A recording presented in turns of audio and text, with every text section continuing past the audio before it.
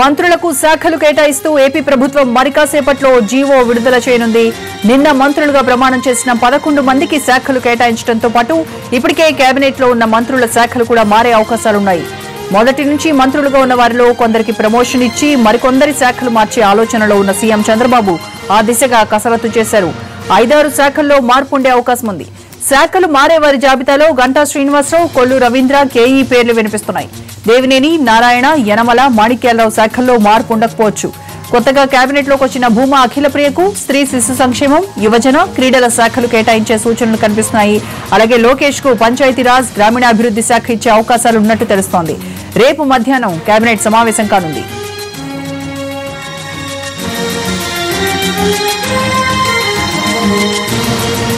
మంత్రివర్గ విస్తరణ సందర్భంగా పదవులు రాని వారి ప్రవర్తన బాధ కలిగించిందని ఆవేదన వ్యక్తం చేశారు ఏపీ సీఎం చంద్రబాబు.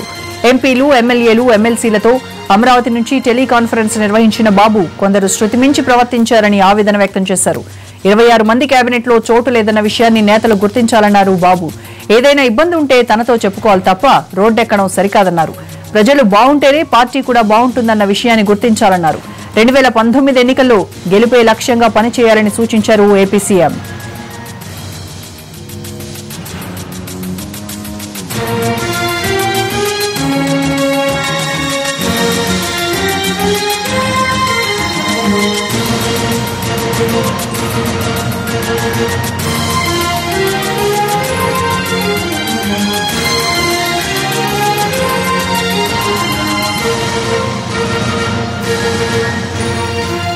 మంత్రివర్గ విస్తరణ సందర్భంగా పదవులు రాని వారి ప్రవర్తన బాధ కలిగించిందని ఆవేదన వ్యక్తం చేశారు ఏపీ సీఎం చంద్రబాబు. ఎంపీలు, ఎమ్మెల్యేలు, ఎమ్మెల్సీలతో అమరావతి నుంచి టెలికాన్ఫరెన్స్ నిర్వహించిన బాబు కొందరు శృతి మించి ప్రవర్తించారని ఆవేదన వ్యక్తం చేశారు. 26 మంది ఉన్న కేబినెట్ లో చోటు లేదన్న విషయాన్ని నేతలు గుర్తించాలన్నారు బాబు. ఏదైనా ఇబ్బంది ఉంటే తనతో చెప్పుకోవాలి తప్ప రోడ్డెక్కడం సరికాదన్నారు బాబు. ప్రజలు బాగుంటేనే పార్టీ కూడా బాగుంటుందన్న విషయాన్ని గుర్తించాలన్నారు. 2019 ఎన్నికల్లో గెలుపే లక్ష్యంగా పనిచేయాలని సూచించారు ఏపీ సీఎం.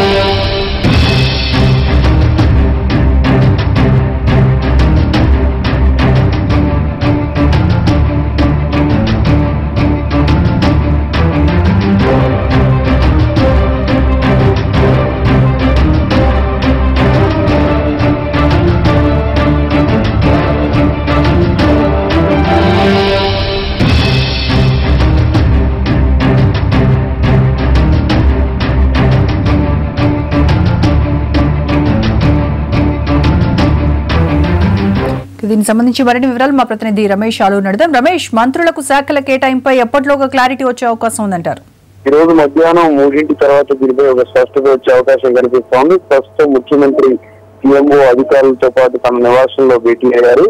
శాఖల పంపకానికి సంబంధించినటువంటి కసరత్తు జరుగుతుంది. ఇప్పటికే కొంత కసరత్తు చేసినప్పటికీ కూడా వివిధ ఈక్వేషన్స్ నేపథ్యంలో వాటిలో మార్పులు చేయబోతున్నారు. దాదాపు ప్రస్తుతం కేబినెట్ లో ఉన్న మంత్రులు 5 నుంచి 6 మంత్రుల శాఖలు మారే అవకాశం కనిపిస్తా ఉంది. అదేవిధంగా అచ్చెన్నాయుడికి మంచి శాఖ వస్తుంది, ప్రమోషన్ వచ్చే శాఖలు ఉంటాయని కూడా తెలుస్తోంది. ఇది చూసినట్లయితే గంటా శ్రీనివాసరావు, అయ్యన్న పాత్రుడు శాఖలో మారే అవకాశం కనిపిస్తా ఉంది. కొల్లు రవీంద్ర, సిద్ధారాఘరావు శాఖల్లో కూడా మార్పు ఉన్నట్టుగా మనకు సమాచారం అవుతా ఉంది. లోకేష్ కు ఏ శాఖ ఇస్తారు అనే దానిపై విస్తృతంగా ప్రచారం జరుగుతూ ఉంది. అందులో ఎక్కువగా లోకేష్ కు పంచాయతీరాజ్ ఇస్తారు అనేది బాగా ఎస్టాబ్లిష్ అవుతా ఉంది. ఎక్కువ ఆ ప్రజలతో అనుబంధం ఉండేటటువంటి శాఖ ఇవ్వడం ద్వారా కొంత అతను ఎక్కువ పని చేయడానికి, అవగాహన కల్పించుకోవడానికి అవకాశం ఉంటుందని పంచాయతీరాజ్ శాఖ ఇచ్చేందుకు ఇప్పటికే సీఎం ఒక నిర్ణయం తీసుకున్నట్లుగా మనకు తెలుస్తోంది. కసరత్తు ఇంకా కొనసాగుతోంది. మధ్యాహ్నం 2-3 తర్వాత దీనిపై ఒక స్పష్టత వచ్చే అవకాశం కనిపిస్తోంది. మరోవైపు ఆ మంత్రుల్లో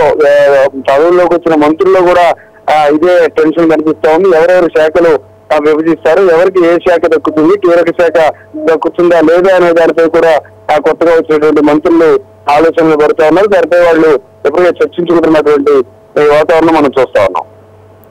రైట్ రమేష్.